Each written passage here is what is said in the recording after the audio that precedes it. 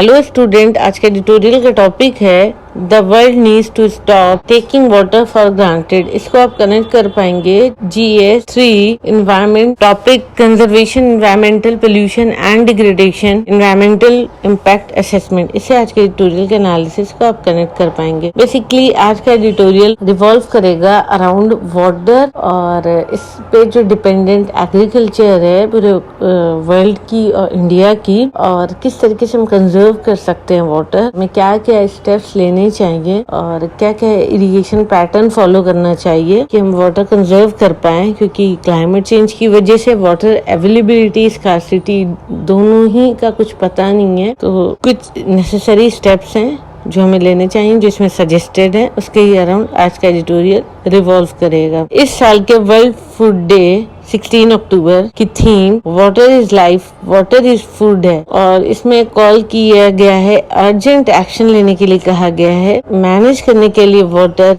Wisely इसकी बात कही गई है। वाटर की अवेलेबिलिटी की बात करें या वाटर की कमी की बात करें, स्कार्सिटी दोनों ही क्रिटिकल हो जाती है। क्योंकि क्लाइमेट चेंज जिस तरीके से इम्पैक्ट कर रहा है लोगों की लाइफ पर, और क्लाइमेट एक्सट्रीम्स बहुत हो रहे हैं वहीं पर, और इस वजह से कंट्रीज सीवियर चैलेंजेस फेस कर रही हैं, like drought, floods, unseasonal rain. और बहुत बार ऐसा होता है कि लंबे टाइम तक बारिश ही नहीं होती है, जिसे ड्राई स्पेल्स भी कहते हैं। अब हमारे पास लेस देन 7 इयर्स बचे हैं जब हमें अचीव करना है UN sustainable development goal SDG। Food and Agriculture Organisation of United Nation FAO, International Fund for Agricultural Development and United Nations World Food Program WFP and United Nations World Food Program, the UN food agency, इन लोगों ने stress डाला है कि adopt करें एक innovative और collaborative approach, जहां सब मिलकर काम करें और मैनेजमेंट को इम्प्रूव करें, कंजर्वेशन करें, और availability of scarce water resources किस तरीके से करें, उस पर पूरी बात हुई है। ये सारे ऑर्गेनाइजेशंस मिलकर बात किए हैं। वाटर अवेलेबिलिटी अफेक्ट करेगा हर एस्पेक्ट ऑफ ह्यूमन लाइफ के, और स्पेशली अगर हम बात करें फूड और न्यूट्रिशन सिक्योरिटी का, एग्जाम्पल के लिए लगभग 60% इंडिया के जो नेट सोन एरिया है, मतलब जहाँ जिस पे खेती होती है, वो रेन फेड है, मतलब वो बारिश पर डिपेंडेंट है, और वो कंट्रीब्यूट करता है 40% ऑफ टोटल फूड प्रोडक्शन। तो अच्छा खासा जो एरिया है जो बारिश से मिलेगा उस पर डिपेंड करता है, और उसका फूड प्रोडक्शन में कंट्रीब्यूशन 40% है, जो काफी ज्यादा है। तो क्लियर होता है इससे कि रेनफेड एग्रीकल्चर डायरेक्टली डिपेंडेंट है वाटर अवेलेबिलिटी पर, और अगर रेन या सॉइल मॉइस्चर चेंज होता है, इसमें वेरिएशन आता है, तो वो सीवियरली अफेक्ट करेगा फूड एंड न्यूट्रिशन सिक्योरिटी को। अभी जो सिनेरियो बन रहा है उसमें एक अर्जेंट नीड हो गई है कि हम अडेप्ट करें क्लाइमेट चेंज के हिसाब से, और प्रमोट करें टेक्नोलॉजीज एंड प्रैक्टिसेस, ऐसी प्रैक्टिसेस अडॉप्ट करें कि हम बना सकें rainfed production more resilient and sustainable, ताकि अगर जिस टाइम पे बारिश नहीं हो तो हमारा क्रॉप प्रोडक्शन इस तरह से हो, हम सीड ऐसी यूज करें कि बहुत ज्यादा फर्क ना पड़े फूड प्रोडक्शन पर, और अगर फर्क पड़ता है तो फूड इनसिक्योरिटी की प्रॉब्लम हो जाएगी। सस्टेनेबल वाटर मैनेजमेंट क्रिटिकल है इस प्रॉब्लम को एड्रेस करने के लिए, जब जिस तरह से फूड या न्यूट्रिशन सिक्योरिटी थ्रेट हमारे सामने आके खड़ा हो रहा है। और इरिगेटेड एग्रीकल्चर की अगर हम बात करें तो 72% ग्लोबल फ्रेश वाटर हम यूज कर लेते हैं जब हम इरिगेशन के थ्रू, इरिगेशन की हेल्प से एग्रीकल्चर करते हैं, और कई बार इसकी वजह से हम डैमेज भी कर देते हैं sustainability of significant ecosystem like seasonal river. Seasonal river उसे कहते हैं जो सीजन में रहती हैं, सीजनल रहती हैं, मतलब बारिश का मौसम है तो रिवर है, बारिश का मौसम नहीं है तो रिवर सूख गई है। एंड डीप एक्विफर, इसको भी कई बारी इरिगेटेड एग्रीकल्चर से हम जो पानी यूज करते हैं तो इससे डीप एक्विफर भी इम्पैक्ट हो जाता है। डेकेड से हम एक पुअर वाटर मैनेजमेंट पॉलिसी लेके चले थे, मिसयूज एंड पोल्यूशन, और उसके साथ साथ क्लाइमेट क्राइसिस, डिग्रेड कर दिया fresh water supplies and ecosystem, और फर्दर बढ़ गई vulnerability of small scale producer and climate shock, और इसके साथ एड ऑन हुआ लैंड डिग्रेडेशन वर्ल्ड के मोस्ट फ्रेजाइल इकोसिस्टम में। जमानों से तो हमने इस चीज की फिक्र नहीं की, हमने क्या किया, बस यूज करते चले गए पानी को, क्योंकि पानी तो फ्री में मिल रहा है, जितना दिल चाहे यूज कर लो। आज हमारे सामने वाटर क्राइसिस की एक बहुत बड़ी प्रॉब्लम आके खड़ी हो गई है, और इसके लिए मैनेजमेंट बहुत जरूरी है, और अगर हम मैनेज नहीं करते हैं तो और बड़ी प्रॉब्लम आके खड़ी हो जाएगी, वो है फूड सिक्योरिटी की प्रॉब्लम, न्यूट्रिशन की प्रॉब्लम। तो ऐसी सिचुएशन ना आए उसके पहले हमें कुछ नेसेसरी स्टेप्स लेने चाहिए। लगभग 40% planet total land area degraded हो चुका है, और फार्मर के पास अब जो लैंड है वो लेस प्रोडक्टिव लैंड है। अगर स्मॉल स्केल फार्मर की बात करें, जो लगभग 80% फार्मर हैं पूरे वर्ल्ड में, स्पेशली उन्हें ज्यादा अफेक्ट किया है ये क्लाइमेट चेंज और ये वाटर की स्कैर्सिटी। कई बार ऐसा होता है क्योंकि वो छोटे मोटे फार्मर हैं तो उन्हें फाइनेंस की भी दिक्कत हो जाती है, उनके पास टेक्नोलॉजी की एक्सेस नहीं है, इरिगेशन की फैसिलिटीज नहीं है कि वो मेंटेन कर पाए अपना लेवल ऑफ प्रोडक्शन, और इस वजह से उनको दिक्कत आती है कि अपनी लाइवलीहुड किस तरीके से वो सस्टेन करे। एक्सट्रीम वेदर इवेंट और जिस तरीके से चेंज हो रहा है वाटर अवेलेबिलिटी, वो सीवियरली अफेक्ट कर रही है agriculture production, changing agro ecological condition and shifting growing season. पहले जो फार्मर्स प्रोड्यूस करते थे, सपोज करिए खरीफ का सीजन है, तो अब हर 1-2 महीने आगे जा रहा है। क्लाइमेट चेंज की वजह से अक्टूबर में भी गर्मी होती है, सितंबर में भी गर्मी होती है। पहले अक्टूबर सितंबर में अच्छा मौसम हुआ करता था, तो क्लाइमेट चेंज की वजह से कोई चीज अब फिक्स नहीं रह गई है। सीजन पे जो पहले जो प्रेडिक्ट करते थे कि इस 4 मंथ में गर्मी रहेगी, इस 4 मंथ में ठंडी रहेगी, इसमें बारिश पड़ेगी ज्यादा, तो ये जो प्रेडिक्टेबिलिटी थी वो क्लाइमेट चेंज की वजह से खराब हो गई है। तो क्रॉप के भी जो ग्रोइंग सीजन है वो भी इम्पैक्ट हो गया इसकी वजह से। रेनफॉल के पैटर्न चेंज हुए हैं, टेम्परेचर काफी बढ़ गया, जिसकी वजह से क्रॉप प्रोडक्टिविटी को अफेक्ट हुआ है और रिड्यूस हुई है उसकी वजह से food availability. Government of India ने असेस किया कि क्लाइमेट चेंज का इम्पैक्ट क्या होगा 2050 और 2080 में, और इसके लिए इन्होंने क्लाइमेट प्रोजेक्शन और क्रॉप सिमुलेशन मॉडल को यूज किया। अगर हम कोई भी एडेप्टेशन मेजर्स नहीं लेते हैं तो रेनफेड राइस यील्ड इंडिया की प्रोजेक्ट की जा रही है कि रिड्यूस हो जाएगी 20% इन 2050। रेनफीड अगेन वही जो अभी मैंने समझाया था कि जहाँ पर चावल, जिन खेतों में चावल पूरी तरीके से बारिश के पानी पे डिपेंडेंट होता है, वहाँ की खेती 20% कम हो जाएगी बाय 2050 एंड 47% इन 2080 सिनेरियो। तो ये काफी ज्यादा कम है, और अगर इस तरीके से कम होगा तो भूखे मरना स्टार्ट हो जाएंगे। लोगों के पास पैसे तो होंगे लेकिन खाने के लिए चीजें नहीं होंगी। अगर इरिगेटेड राइस यील्ड की बात करें तो वो प्रोजेक्ट किए जा रहा है कि डिक्लाइन हो जाएगा 3.5% इन 2050 एंड 5% इन 2080 सिनेरियो। इनफैक्ट अगर इरिगेशन पे भी डिपेंड रहते हैं राइस के लिए तो उसकी यील्ड भी कम हो जाएगी 3.5% 2050 एंड 5% इन 2080।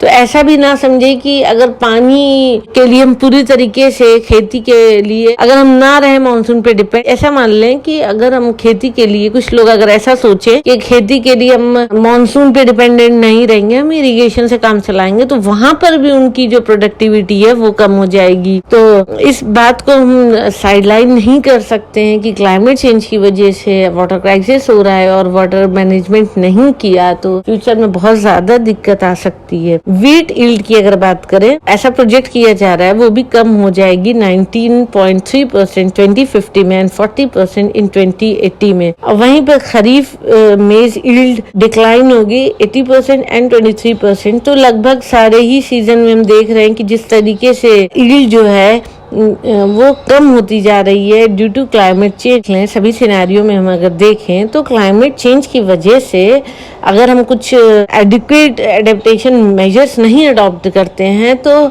उससे रिड्यूस होंगी क्रॉप यील्ड और लोअर हो जाएगा, कम हो जाएगा न्यूट्रिशन क्वालिटी ऑफ रिड्यूस। फाओ ने एक अपना फोरकास्टिंग फ्रेमवर्क स्टार्ट किया है आंध्र प्रदेश, कर्नाटका, हिमाचल प्रदेश, महाराष्ट्र में, और उसमें जो मॉडल यूज कर रहे हैं उसमें में उन्होंने क्लाइमेट, वेदर और सॉइल कैरेक्टरिस्टिक्स, मार्केट इंफॉर्मेशन, ये सारी चीजें यूज की गई हैं ताकि हेल्प कर सके रेनफेड फार्मर की, ताकि वो अपने एक इन्फॉर्म डिसीजन ले सके और कंट्रीब्यूट कर सके फूड सिक्योरिटी में। इससे काफी हेल्प मिलेगी फार्मर को, क्योंकि इस तरीके का अगर फ्रेमवर्क उनके सामने, इस तरीके की प्लानिंग मॉडल अगर उनके सामने है, तो वो एक बेहतर डिसीजन ले पाएंगे कि किस हिसाब से कैसे उनको खेती करनी है, ताकि उनका लॉस जो हो वो कम से कम हो और जो फूड प्रोडक्शन हो वो ज्यादा से ज्यादा हो। ऑफ कोर्स इरिगेशन एक इफेक्टिव मेजर है एग्रीकल्चर को और ज्यादा रेजिलिएंट बनाने की ज्यादातर केसेस में, और ये फार्मर को इनेबल करता है कि वो ट्रांसफॉर्म करे अपनी livelihood bye growing, consuming and selling high value crop, जैसे कि न्यूट्रिशियस फ्रूट, वेजिटेबल्स हैं, क्योंकि इन सारी चीजों को बेचकर फार्मर को ज्यादा फायदा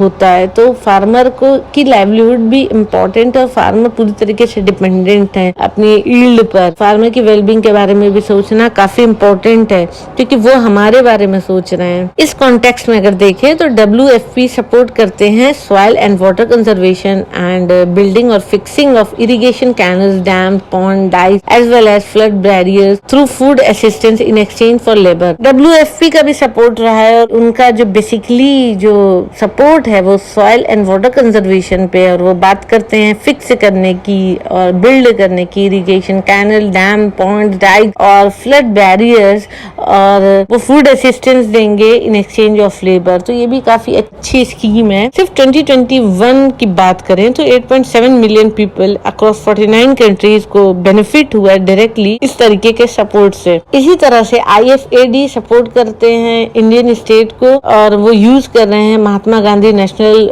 rural employment guarantee act MG NREGA scheme, जिससे वो सेफगार्ड करते हैं during design and planning, encouraging participatory institutional development. IFAD ensure करता है माइक्रो इरिगेशन इंफ्रास्ट्रक्चर जो एनवायरमेंटली एंड सोशली सस्टेनेबल है एंड फाइनेंशियली वायबल है। क्लाइमेट चेंज एडेप्शन की अगर हम बात करें तो FAO सपोर्ट करता है sustainable transformation of agri food system and climate smart agriculture practices, ताकि इम्प्रूव हो सके वाटर यूज एफिशिएंसी। हमें वाटर यूज एफिशिएंसी को बढ़ाना होगा। वाटर फ्री है, लेकिन इसका मतलब ये नहीं है कि हम उसको बर्बाद कर दें, उसको खत्म कर दें। अगर पानी खत्म तो लाइफ भी अर्थ से खत्म हो गई। तो पानी का यूज जो होगा, वाटर का जो यूज होना चाहिए वो एफिशिएंट होना चाहिए। वाटर के वेस्टेज को रोकना है हमें। और FAO का सपोर्ट है फार्मर वाटर स्कूल प्रोग्राम इन उत्तर प्रदेश, जो हेल्प कर रहा है स्मॉल होल्डर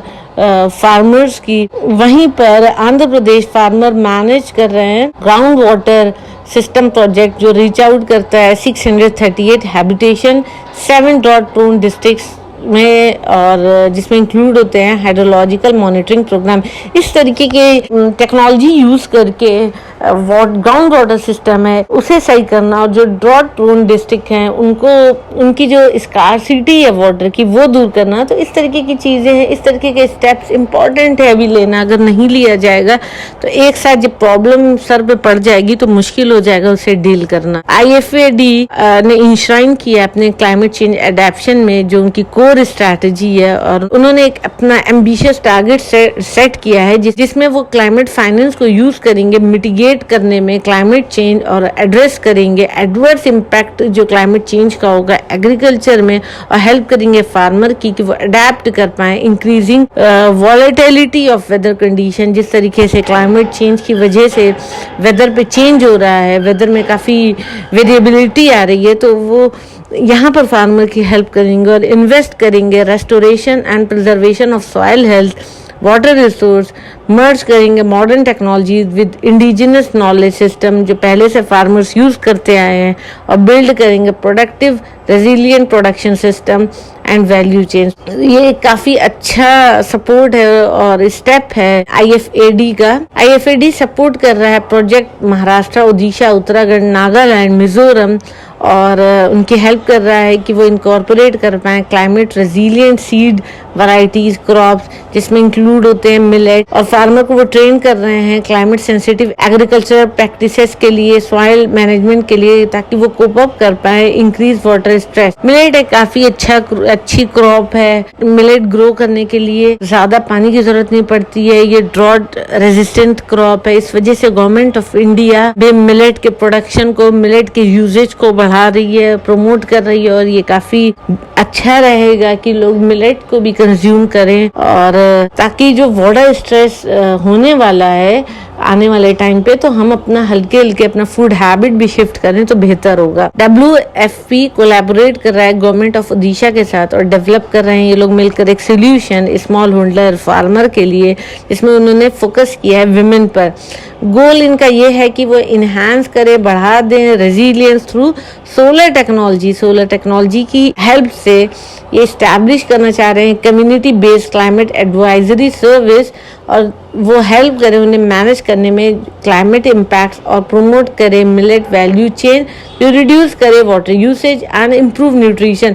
मिलेट काफ़ी अच्छी क्रॉप है अगर हम बात करें वाटर यूसेज की, क्योंकि पानी काफ़ी कम चाहिए होता है और बहुत सारे स्ट्रेस वो झेल लेता है। और न्यूट्रिशन की अगर हम बात करें तो मिलेट काफ़ी न्यूट्रिशियस क्रॉप है। वे फॉरवर्ड की तरह हम देख सकते हैं इसे कि क्या स्टेप नीडेड है अभी इस आज सिनेरियो में, और जैसा हम फ्यूचर प्रेडिक्ट कर पा रहे हैं। अगर हमें अचीव करना है global food and nutrition security, जरूरी है किस तरीके की पॉलिसीज और किस तरीके का इन्वेस्टमेंट, क्योंकि सिर्फ पॉलिसी और इन्वेस्टमेंट बनाना नहीं, जरूरी है किस तरह का किस तरीके की पॉलिसी बनाना, कहाँ पे इन्वेस्टमेंट चाहिए। वो ये है कि हम प्रमोट करें इनोवेटिव एंड प्रूवन टेक्नोलॉजी जो ऑलरेडी प्रूव हो चुकी है, और अलाउ करें फार्मर को कि वो इंक्रीज करे अपनी प्रोडक्टिविटी, अडेप्ट करें वो क्लाइमेट चेंज, और बने और भी ज्यादा रेजिलिएंट टू शॉक, एनवायरमेंटली या फिर वो सोशली मोर रेजिलिएंट बने वो शॉक्स को लेकर जो एनवायरमेंटली उनके ऊपर आ रहा है या आएगा फ्यूचर में। सोशली सस्टेनेबल और फाइनेंशियली वायबल बने इरिगेशन या वाटर मैनेजमेंट स्ट्रैटेजीज को लेकर, और रिड्यूस हो क्लाइमेट फुटप्रिंट एग्रीकल्चर प्रोडक्शन पर, क्योंकि अगर क्लाइमेट चेंज का असर एग्रीकल्चर प्रोडक्शन पे ज्यादा हुआ तो ऑफकोर्स फूड क्रॉप प्रोडक्शन कम हो जाएगा, जो नेगेटिवली इम्पैक्ट करेगा पॉपुलेशन एज ए होल को। इसके साथ साथ bio hazard and environmental pollution को भी ध्यान में रखें, और sanitation and drinking water supplies rural household तक पहुंचाएं, अडॉप्ट करें efficient food and water recycling strategies, strengthen करें institutional arrangement capacity for sustainable equitable water regulation management access and ownership.